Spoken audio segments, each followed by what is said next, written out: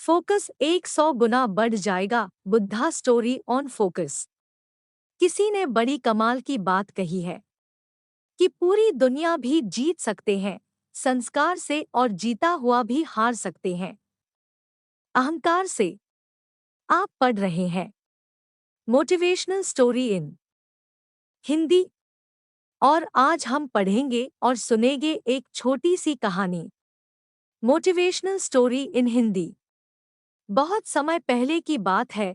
किसी गांव में एक सम्राट था। उस सम्राट के पास सब कुछ था, बेशुमार दौलत थी, अच्छी प्रजा थी जो उसका ख्याल रखती थी, उसके आदेशों का पालन किया करती थी और वह भी अपनी प्रजा का खूब ध्यान रखा करता था। उन्हें कभी किसी चीज की कोई कमी महसूस नहीं होने देता था। कहने को तो उस सम्राट के पास सब कुछ था, किसी चीज की कोई कमी नहीं थी, लेकिन उसका मन कभी किसी एक काम पर नहीं टिक पाता था। वह जब भी किसी भी चीज को करने का प्रयास करता तो उसका ध्यान कहीं भटक जाता। इस चीज को लेकर वह बहुत चिंतित रहता था। कई बार वह अपने बगल के राज्य के राजाओं से भी मिला था और सभी ने उसे अलग अलग राय दी थी। सभी ने उसे अलग अलग तरीके बताए थे। जो भी तरीके उस सम्राट ने सुने थे उन तरीकों को अपने जीवन में उतारा, लेकिन उन उपायों से उसे कोई लाभ ना मिला, जिसके कारण वह हमेशा चिंतित रहता, परेशान रहता। कई बार तो रातों को उसे नींद भी नहीं आती और वह केवल करवटें बदलता रहता। एक दिन सम्राट के कानों तक एक बात पहुंची कि उसके राज्य में एक ऐसा असाधारण व्यक्ति है जिसके शब्द अनमोल है, जिसके एक शब्द में जीवन का रहस्य छुपा है, जीवन का सत्य छुपा है। और उस व्यक्ति से मिलने के लिए लोग दूर दूर से आते हैं, क्योंकि हर व्यक्ति की समस्या का समाधान वह बहुत ही सरलता और आसानी से करता है। यह बात सुनकर सम्राट बहुत प्रसन्न हुआ। उसे लगा कि अब उसके सवालों का जवाब उसे मिल जाएगा। इतनी तारीफ सुनकर सम्राट ने यह तय किया कि वह तुरंत ही जाकर उस व्यक्ति से मिलेंगे और उसे यह भी पता चल जाएगा कि जो लोग उनकी इतनी तारीफ कर रहे हैं क्या वह सच है या नहीं। अगले दिन सुबह सुबह वह सम्राट उस व्यक्ति से मिलने के लिए निकल गया। रास्ता कुछ ज्यादा ही लंबा था, जिस कारण सम्राट ने बीच रास्ते में आराम किया। वहां पर उपस्थित हर कोई उस व्यक्ति के बारे में जानता था। जब सम्राट ने उनसे उस व्यक्ति के बारे में पूछा तो वे लोग उस असाधारण व्यक्ति की खूब तारीफ कर रहे थे। तभी सम्राट ने सोचा कि लगता है यह व्यक्ति बहुत बुद्धिमान है, बहुत ज्ञानी होगा और प्रभावशाली व्यक्ति होगा, अन्यथा हर कोई उसकी इतनी तारीफ नहीं करता। जरूर ही उस व्यक्ति में ऐसी कोई बात अवश्य है जिसके कारण हर कोई उन्हें जानता है और उनकी तारीफ कर रहा है। उस व्यक्ति की तारीफ सुनकर सम्राट के मन में उस व्यक्ति से मिलने की उत्सुकता और अधिक हो गई। अब वह सम्राट जल्द से जल्द उस व्यक्ति से मिलना चाहता था, जिसके कारण वह आगे का सफर तय करना शुरू कर देता है। जैसे तैसे वह सम्राट उस व्यक्ति के आश्रम पहुंचा, पर आश्रम में उसे कोई नजर नहीं आया। आश्रम के पीछे एक छोटा सा बगीचा था। जब सम्राट वहां पहुंचा तो उसने देखा कि एक माली बगीचे में काम कर रहा था। उसका पूरा शरीर मिट्टी से लथपथ, पैरों में कोई चप्पल नहीं थी। इसको देखकर सम्राट ने माली से कहा, सुनिए महोदय, इस आश्रम के मालिक कहाँ हैं? मैं उनसे मिलने आया। इस पर वह माली जवाब देते हुए कहता है, श्रीमान आप अंदर बैठिए, मैं उन्हें बुलाता हूँ, वह जल्द ही आपसे मिलेंगे। माली की यह बात सुनकर सम्राट अंदर कुटिया में जाकर बैठ गया और उस असाधारण व्यक्ति के आने का इंतजार करने लगा। कुछ देर प्रतीक्षा करने के बाद जब असाधारण व्यक्ति उस सम्राट के सामने पहुंचा, उसने देखा कि यह तो वही व्यक्ति है जो बगीचे में काम कर रहा था। सम्राट ने उन्हें नमस्कार किया और बहुत हैरानी से कहा, अरे आप तो वही माली है जो बाहर बगीचे में काम कर रहे थे। लेकिन अब की बार तो माली एक बौद्ध भिक्षु के रूप में आया था। तभी बौद्ध भिक्षु सम्राट से कहते हैं, सम्राट मेरा मजाक माफ कीजिए, मैं बगीचे में छोटा सा काम कर रहा था, मैं ही यहाँ का माली हूँ और मैं ही वह असाधारण व्यक्ति हूँ जिससे आप यहाँ इतनी दूर मिलने आए। कृपया करके अपने आने का कारण बताएं। इस पर सम्राट उन बौद्ध भिक्षु से कहता है, हे महाराज, मैंने सुना है कि आप जैसा व्यक्ति इस पूरे राज्य में नहीं है। मैंने आपकी तारीफ सुनी है, मैंने आपके बारे में कई सारी अच्छी बातें सुनी है। मैंने यह भी सुना है कि आपके पास जो भी अपनी समस्या लेकर आता है उसकी समस्या का समाधान आप अवश्य करते हैं। इसी कारणवश मैं आज आपसे यहाँ पर मिलने आया हूँ और मैं आपसे उपदेश सुनना चाहता हूँ, लेकिन मेरे मन में एक शंका है। इस पर बौद्ध भिक्षु सम्राट से कहते हैं। कैसी शंका? इस पर सम्राट कहता है, मैंने बहुत से विद्वानों को देखा है, बहुत से ज्ञानियों को देखा है। वे जब भी चलते हैं तो उनके पास तरह तरह की ज्ञान की किताबें होती हैं। उनके पास ऐसा कोई ना कोई संकेत जरूर नजर आता है जिससे यह पता चल सकता है कि वे लोग ज्ञानी हैं, लेकिन आपके पास तो ना कोई ज्ञान की किताबें हैं और ना ही कोई ऐसी कला के संकेत आप में नजर आ रहे हैं, लेकिन उसके बावजूद आप बहुत शांत नजर आ रहे हैं। क्या आप मुझे इसका रहस्य बता सकते हैं? इस पर बौद्ध भिक्षु मुस्कुराने लगे और सम्राट से कहते हैं, मेरा ज्ञान तो इस संस्कार में प्रकृति के रूप में हर जगह है। मैं अपना ज्ञान जीवन की सरल और साधारण वस्तुओं से ही लेता हूँ। पर महाराज, आप यहाँ किस समस्या को लेकर परेशान हैं?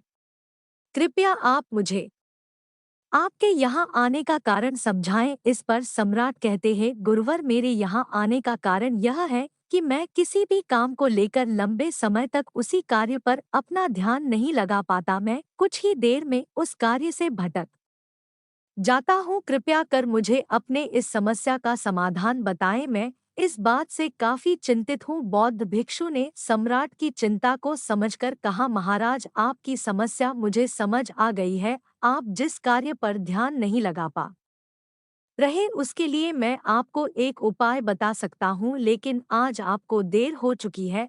आप मुझे कल सुबह मिलिए। कल सुबह का समय ठीक रहेगा। कल सुबह जब आप मुझसे मिलेंगे तो मैं आपके सभी सवालों का जवाब आपको दे दूंगा। यह कहकर बौद्ध भिक्षु वापस अपने बगीचे में लौट गए और वह सम्राट भी वापस अपने महल लौट गया। लेकिन सम्राट को रात भर नींद नहीं आए। वह बस यही सोच में लगा था कि आखिर बौद्ध भिक्षु मुझे क्या बताने वाले हैं।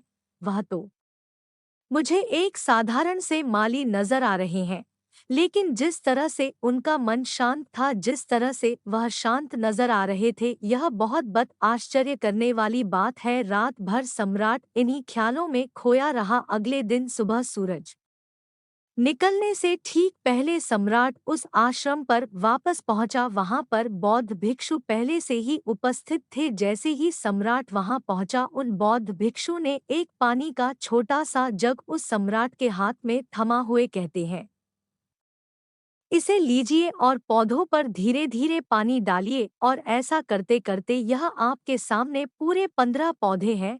इन सभी पर आपको इसी प्रकार पानी डालते चले जाना है। लेकिन जब आप इस क्रिया को कर रहे होंगे तो उस वक्त मेरी एक बात का अवश्य ध्यान रखिएगा कि आपको इस दौरान कुछ और नहीं करना है, ना कुछ सोचना है और ना ही कहीं आपका ध्यान भटकना चाहिए। आप जब इन पौधों को पानी दे रहे होंगे तो आपका पूरा ध्यान केवल इन पौधों पर ही होना चाहिए। यदि इस बीच आपके मन में कोई विचार आए तो वहीं पर रुक जाइएगा और फिर दोबारा से पहले पौधे से पानी डालना शुरू कीजिएगा। और जब आप मेरी बात मानकर ठीक इसी प्रकार इन सभी 15 पौधों को पानी दे देंगे, तब आप मेरे पास आइएगा और मैं आपके सभी सवालों का जवाब आपको दे दूंगा। उस सम्राट ने आज तक ऐसा कोई काम नहीं किया था और सम्राट को यह काम बहुत छोटा सा लग रहा था। सम्राट पहली बार ऐसा कोई काम करने जा रहा था। उस पानी के जग से पहले पौधे पर बहुत ही ध्यान पूर्वक पानी दिया और फिर दूसरे पौधे की ओर आगे गया। दूसरे पौधे पर भी उसने ध्यान पूर्वक पानी दिया। फिर उसने तीसरे पौधे पर पानी देना शुरू किया ही था कि उसके मन में तरह तरह के विचार उत्पन्न होने लगे। उसे अपने महल का बगीचा याद आने लगा, जहाँ पर तरह तरह के फूल थे, तरह तरह के पौधे लगे हुए थे। तभी अचानक उस सम्राट को उन बौद्ध भिक्षु की बात याद आ गई। यदि मन में कोई भी विचार उत्पन्न हो तो उसे फिर से पहले पौधे से पानी देना शुरू करना होगा। तुरंत ही पहले पौधे के पास वापस पहुंचा और उसने फिर से पहले पौधे को पानी दिया। दूसरे पौधे को उसने फिर से ध्यानपूर्वक पानी दिया। जैसे कि वह तीसरे पौधे पर पहुंचा, उसके मन में फिर से कई तरह के विचार उत्पन्न होने। अब की बार यह सोच रहा था, पता नहीं मेरे बिना मेरे साम्राज्य में क्या हो रहा होगा। और अब की बार सम्राट को बहुत क्रोध आने लगा। उसने सोचा कि आखिर में यह छोटा सा कार्य क्यों नहीं कर पा रहा हूँ। वह तुरंत ही फिर से पहले पौधे के पास पहुंचा। उसने अब की बार बहुत ध्यानपूर्वक पहले पौधे को पानी दिया, दूसरे पौधे को भी ध्यानपूर्वक पानी दिया। ऐसे करते करते अब की बार सम्राट करीबन 5 पौधों में बहुत ही ध्यान पानी दे चुका था। लेकिन अब की बार जैसे ही उसने छठे पौधे पर पानी देना शुरू किया, उस पानी को देखकर सम्राट के मन में नदी के विचार उत्पन्न होने लगे और सम्राट अब बहुत परेशान हो चुका था। जितनी बार वह पौधों को पानी देने का प्रयास करता है, हर बार वह असफल हो जाता। उसका मन उतना ही ज्यादा व्याकुल होता जाता और वह खुद पर क्रोधित हो जाता है। सम्राट यह बात बहुत अच्छी तरह से जानता था कि वह भिक्षु उसकी परीक्षा ले रहे हैं।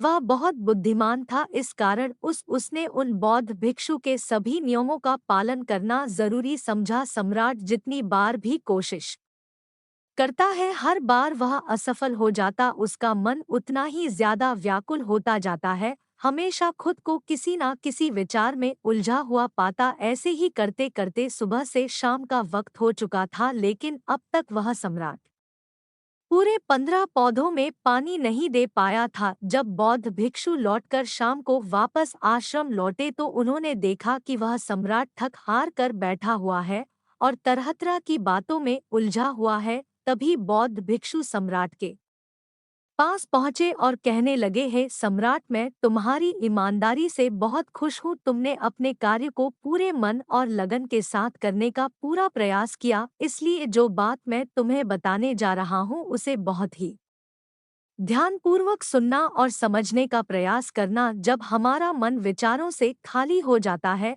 तब उसमें मन का असली स्वरूप नजर आता है। तब साधारण से साधारण सा काम भी हमें ज्ञान और शांति देता है। इस पर सम्राट उन बौद्ध भिक्षु से कहता है, हे महाराज, पर यह कैसे संभव है। मैं तो जब भी कोई कार्य करता हूँ तो मन में कई तरह के विचार उत्पन्न होते हैं और मैं उन विचारों में फंस कर रह जाता हूँ और वहां से बाहर निकलने का कोई रास्ता मुझे नजर नहीं आता। तभी बौद्ध भिक्षु मुस्कुराने लगे और सम्राट से कहते हैं, हे सम्राट, तुम पौधों में पानी नहीं डाल रहे थे, तुम तो जल्दी जल्दी अपने इस कार्य को बस खत्म करना चाहते थे। तुम्हारे मन में तो यह विचार उत्पन्न हो रहा था कि तुम जल्दी से जल्दी इन 15 पौधों में पानी दे दो और उसके बाद तुम मुझसे मिल सको, मुझसे अपने प्रश्नों का उत्तर जान सको। किसी कारणवश यह कार्य तुम्हें बोझ सा प्रतीत हो रहा था, मानो मैंने तुम्हारे कंधों पर एक बोझ रख दिया हो, और यही कारण है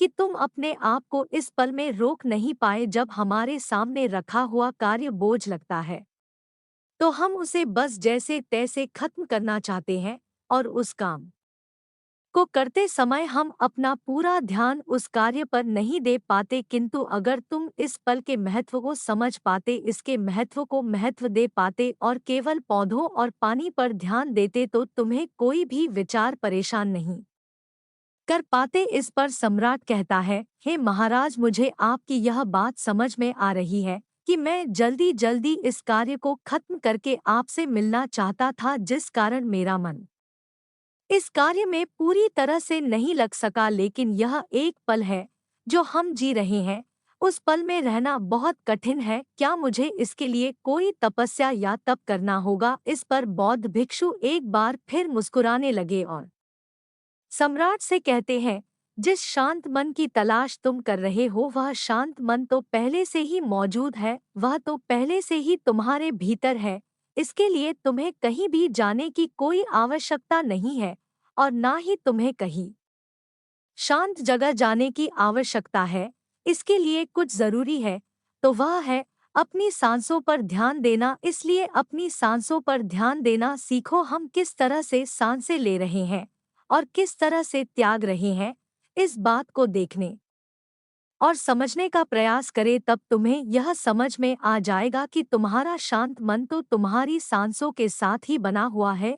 उसके बाद तुम चाहो तो कोई भी कार्य करते वक्त भी अपनी सांसों पर ध्यान दे सकते हो। जब तुम कहीं चल रहे हो, कोई ऐसा कार्य कर रहे हो, तो तुम्हें अपनी सांसों पर ध्यान देना चाहिए, या कोई भी ऐसी क्रिया जो तुम्हें वर्तमान से बांधे रखे। इसका एक और तरीका है, 2-4 मिनट अपने आसपास की प्रकृति पर गौर करो, देखो कि क्या चल रहा है तुम्हारे आसपास। इससे तुम वर्तमान में आ जाओगे। फिर तुम अब कार्य को जल्दी जल्दी बस यूं ही खत्म नहीं करके उसे पूरे मन से करने का प्रयास करो, जिससे तुम्हारा मन एकाग्र होगा। और जब तुम्हारा मन एकाग्र होगा तो तुम चाहे कोई भी कार्य क्यों ना करो, फिर चाहे वह छोटा हो या बड़ा, तुम्हारा मन उसमें पूरी तरह से विलीन हो जाएगा और वह कार्य ही तुम्हें शांति और ज्ञान भी प्रदान करेगा। ऐसे समय पर हमारे मन में किसी प्रकार के कोई विचार उत्पन्न नहीं हो पाते, और जब हम ऐसा करते हैं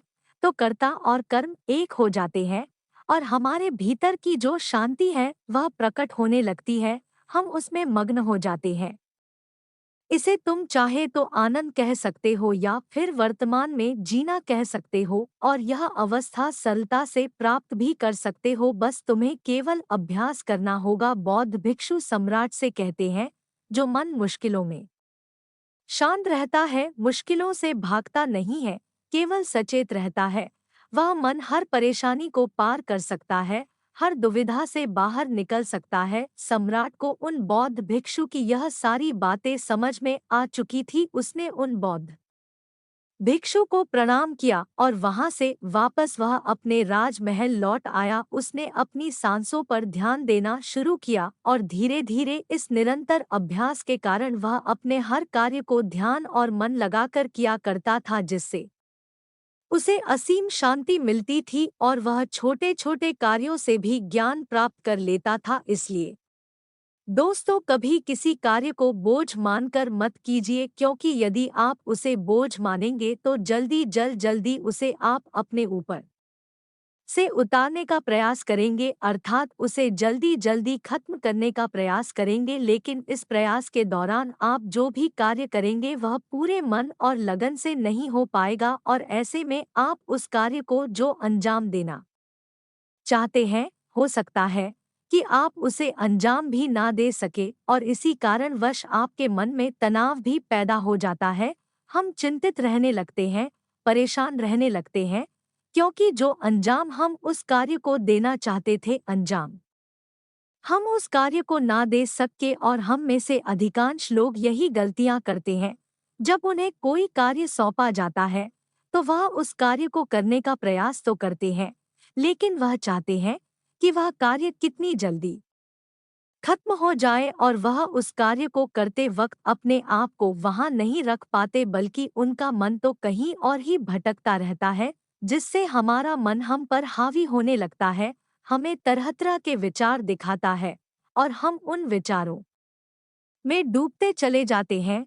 हम उन विचारों में फंसते चले जाते हैं और फिर वहां से हमें निकलने का कोई रास्ता नजर नहीं आता, जिससे हमारे मन में तनाव पैदा होने लगता है। हम बहुत परेशान रहने लगते हैं। हम चाहकर भी किसी कार्य को नहीं कर पाते, और जो कार्य हमें वर्तमान की ओर ले जा सकता था, उस दरवाजे को हम खुद ही बंद कर देते हैं, क्योंकि वह कार्य हमें बोझ लगने लगता है। इसलिए जब भी आप कोई कार्य शुरू करना चाहते हैं तो उससे पहले अपना पूरा ध्यान अपनी सांसों पर केंद्रित करें, और फिर आप चाहे तो अपने काम के दौरान भी अपनी सांसों पर अपना ध्यान लगाए रख सकते हैं।